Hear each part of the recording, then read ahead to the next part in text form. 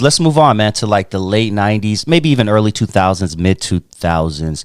There was a big boom in Latino hip hop, especially here on the West Coast. And Texas was big, New Mexico. Like, there was a big boom where a bunch of Latino artists were selling shit, 100,000, 200,000 physical CDs. A big movement. Did you ever get in tune with that movement back then? Matter of fact, I did, Dusty, back in 2003, man. You know, first I heard of like what it was called at that time, what still called to today.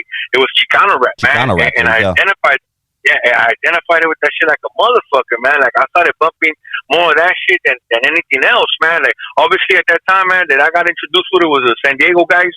You know, so like Mr. Shadow, Mr. Little One, like Little Rob and stuff like that, man. It wasn't later on down the line, all these other artists came about, man. But what tripped me out though, Dusty, man, and I don't know if you could remember, man, but I remember Kid Frost and a lot of shit around being played on the radio, bro. Oh yeah. Alongside fucking Ice Cube, bro. Yep. Alongside fucking all these mainstream artists, man. Cypress Hill at that time, right? Even though I don't know, they were considered Latin or Hispanic or even Chicano rap, like that wasn't even their thing. It was basically hip hop. They were getting played right next to Mellow Man Ace, man. Yeah, bro. All of a sudden, these cats. Yeah. Yes, it was. And all of a sudden, man, years later, you know, these bald heads with white teeth and Ben Davis and shit. Oh no, they're Chicano rap. You know what I'm saying? But anyways, that was just something that kind of like flipped me out and tripped me out and whatnot. But I definitely got involved with that, man. And me personally, I saw a window that back in 2001, 2002, man. Well, that's when I began starting writing my raps, man. I was in high school battling a couple of motherfuckers during lunch and shit. I used to love to battle, man. That was a rush, the same rush as tagging and shit. But it was something with the words and with the beats and shit that was real cool. And I remember, man, like getting involved and recording my first EP, man. I went by the name of SA8. And I went through that door, man, of Chicano rap. I was pushing my CD at that time. I don't know if anybody out there remembered or for being familiar with Lil Menace. He was on the Boulevard Records, man, and I remember me taking my unfinished fucking demo to Memo from Boulevard Records, man, and homeboy fucking loved it, and homeboy started pushing it, gave it a whole cover, pressed out a 1,000 or two at that time, man. It was 2003 when that shit came out. And I remember going with this cat, man. This dude was in a wheelchair. He had a spot out there at Santa Fe Springs, Swami, man. And every weekend, man, I would help him out. I would freestyle and shit. You know, show my bootleg CD before it was actually it was printed out, man. But again, bro, like I love Chicano rap. Even though at that particular moment of time, like I was kind of like again, even though I noticed that Kid Frost and a lot of shit around were getting played at that particular moment, and this Chicano rap was kind of like, oh, this is something to side. Like, radios can't play this shit for whatever reason or another, right? But we was out there pushing it, bro. I remember flipping CDs, man, and getting money on that, like COD, baby. And that shit was a rush, man. Like, I used to love that shit. You know, getting paid for the CDs in hand, man. And me, like the way I took my CD at that time, it was called SA8. It was 323213, man. I pressed up besides the ones that Boulevard Records pressed out. I pressed out 1,000 on my own, man, and I hit the streets myself. I was right down Pacific and Huntington Park, Pacific and Florence, HP, when I used to be cruising and shit. Yeah. I remember walking it, man, Long Beach Boulevard, back and forth for Firestone, all the way to Florence sometimes, man, just, you know, pushing my music, man, pushing my shit. And again, man, I wish I could have said it was something else came about that, man, you know, as far as pushing the music, but I ended up getting caught up with some personal issues, you know, life issues that happened and whatnot. But again, man, like definitely I could say I was a part of that movement, at least right here in my area, man, that's for sure. Yeah, that was a fun time in hip hop, man. I really, enjoyed the fact that the Latino artists were getting shunned, so they're like, fuck it, we're going to do our own thing, and shit, you motherfuckers had the streets on lock, dude. Every car show, every motherfucking backyard picnic. I mean, I'm seeing dudes, like you said, just handing out CDs, and shit, go home with $100-$200 in one night. Shit, man, that was lovely, bro. I remember we did that shit, a couple of friends of mine, man, homies of mine, right down St. Louis and Armo, man. Like, I remember bringing my demo and shit, and these cats, like, falling in love with it, because I was just fucking throwing South Get Up left and fucking right, you know? And these cats, you know, identified it with so much, man. One of the cats, his name was Henry, man. He ended up, like, fucking pressing up burned a gang of CDs and shit. Took a couple of pictures of me, man, and he fucking broke his printer for printing out the little cover to the CD. Damn. But I remember we hit that night, man. It was at the Southgate at Paseo Theater, man. And I remember before we left the block, man, this cat named Miggy, man. He reminds me to this day, yo, Louis, you remember when you told us that we were gonna come back to the block with some bitches, some beer, and sure enough, man, we had some fucking ladies that came through, man. We ended up buying some fucking beer in a bottle and shit, and we celebrated, man. We had a little bit of money on the side. I don't know who the fuck bought the fucking that demo shit, but we came back with it and we scored and we felt like winners, man. We definitely felt like winners, man. It was like something that we did in the garage, man. It was just something that we threw up in the air. And that same night, man, we came back with it, with that and some, and with the confidence, like fuck. On top of me, man, like, cause I was the one on the CD. I was like, man, this shit could be done, man. Like this shit could really definitely crack. And that's when eventually, like, I took it to Boulevard Records, and that was a whole different other thing that happened after that, man. But I definitely believed in that shit, man. That's for sure, man. Damn, you remember Norwalk Records? Yes, sir. Yeah, yes, sir. Man, I have some good memories about Norwalk Records. Even the Norwalk swap meet, dog. Just different places where you just went to get whatever hip hop was, because not all the swap meets had, you know what I'm saying, the same tapes. You know, some areas would have certain shit. You're like, oh, I never heard this before. Proper Dose? Oh, shit, who is this? You know, that's how you kind of go around and you start learning about different hip hop in LA, man. And that was such a good time, bro. I didn't know there was a group called Norwalks Most Wanted, man. Yes, exactly. Same here. Norwalk Records, yeah, man. And that shit was popping.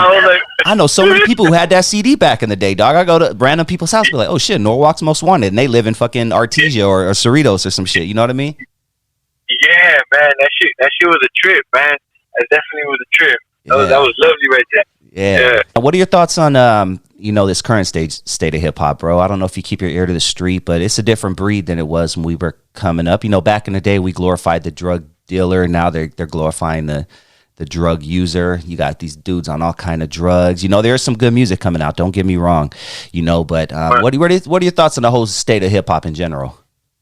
Well, and again, man, this is just my opinion and whatnot, man. I don't want to mean to disrespect for anybody. Everybody's entitled to their opinion, man. And today I'm open-minded, to hear and even discuss this topic and many others, right, without getting personal with it. But hip-hop, man, has been evolving, bro. Since since the 70s when it came out and whatnot, right? It was a different, in the 80s, 90s, it was a whole different thing, in 2000s and so on and so on. And it's going to continue evolving, man. And me personally, man, art is an art. No matter whatever it is, whatever color it is, it's a form of somebody expressing themselves. Whether I bump today's music or not, I'm gonna be real with you, man. Like, it's very, very limited. But at the end of the day, man, like, it's music. At the end of the day, it's somebody's art or expressing their art in one way or another. And yeah, man, the idolizing, consuming dope. Whatever dope that might be, from fucking pills to alcohol and whatnot, man, let alone fucking, all the other shit, you know what I'm saying? I wouldn't be surprised if fucking fentanyl is being fucking pushed out there one way or another, you know what I mean? Even though that's just getting, killing motherfuckers left and right, like, fuck it. I mean, it is what it is. People are going to speak about what they speak. But me personally, man, like I said, man, it's an art form, man. It's definitely an art form. All these youngsters, I don't know if I was talking to Rob G, man. I was talking to somebody else concerning the social media shit.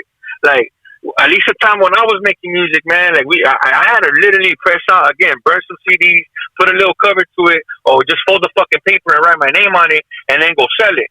But now because of the social media, man, like, there's no need to do none of that shit.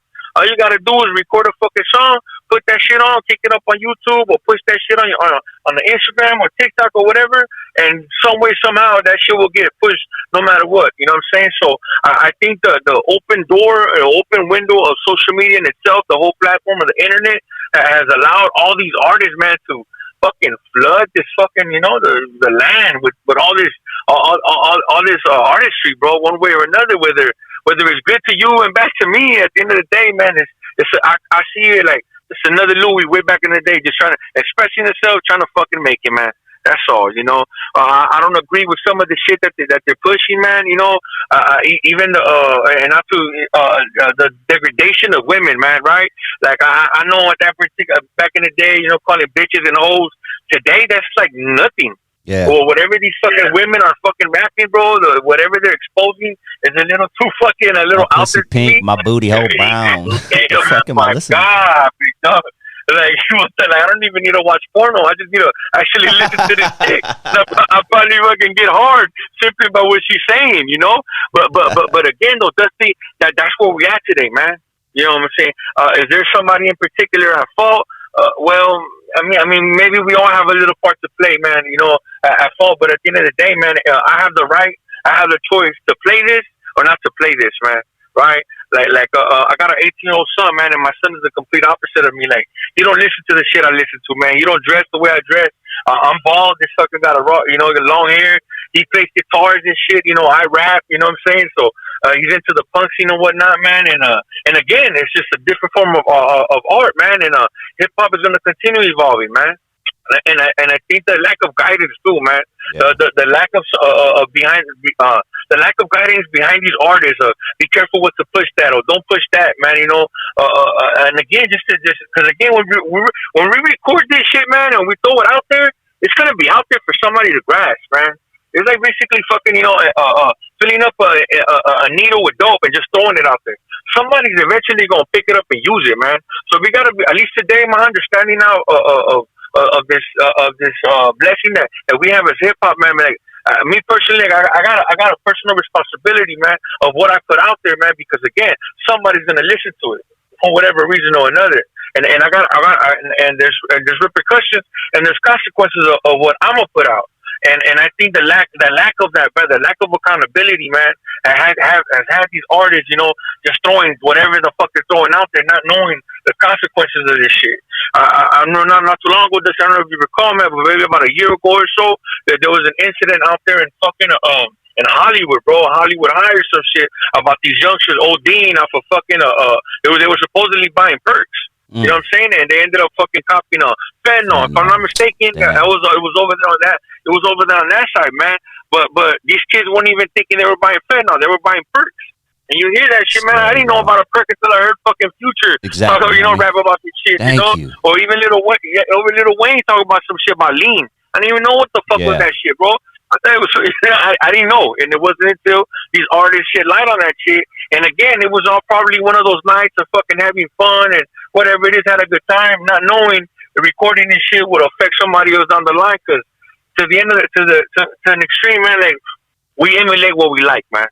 You know what I'm saying? I remember going up. I wanted to emulate Cube, man. I wanted to emulate Tupac, you know. I was bumping that shit. I was feeling like that, man, and whatnot, man. Let alone Kid Frost, right? Or a lot of shit around this shit. Like, I wanted to be a part of it. You hear this music today, man, and it doesn't surprise me that these youngsters want to follow suit. You know what I'm saying? And that's what I'm saying. Like, I feel, me as an adult, right? Like, I got a responsibility, man, to my nieces and my nephews, man, to keep an eye on what they're doing and shit, because the music out there that's out there, I don't want to say it's bad, man, but it just leads us to a lot of fucking dead ends right now, man. Especially if we don't have no fucking guidance, man. You know, but again, hip-hop is going to continue evolving, man. That's a force that cannot be stopped. It cannot be molded, man. I don't know what another rappers today maybe that likes not to diss no Lil Uzi Vert or any of these cats, right? But these cats are probably like Lil Uzi Vert, for example, right now, are going to be talking shit about the motherfuckers 10, 20, 15 years from now. You know what I'm saying? and vice versa, man.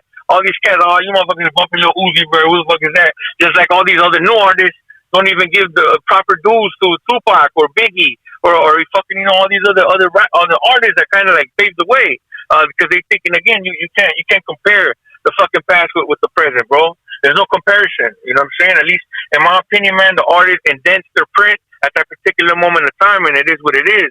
And it can't be compared to the future in the music or even the present artists at the time, man.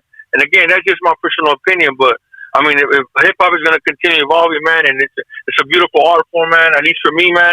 If it wasn't a hip hop, an opportunity to get behind the mic, man, I would have probably ended up in a worse situation than I did ended up at. But at least I got a glimpse, man. I got a taste of it. That hip hop for me was a way for me to express myself, man. Write down my feelings at the same way, whether they were good, bad, or indifferent. You know, and I was able to express it and was able to connect with other people without even knowing me, man. That's fucking beautiful right there, man. Yeah, man. Hip hop definitely is one of the reasons that I'm still alive today, personally. So I feel you on that. I definitely feel you on that. Yeah. Hip hop kept me out of the streets at a certain age where it was fun in the streets. It was cracking. But you know what?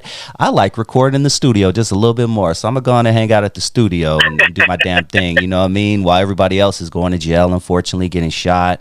You know, I'm recording music. So I feel you on that, homeboy. You couldn't have said it better. Yeah.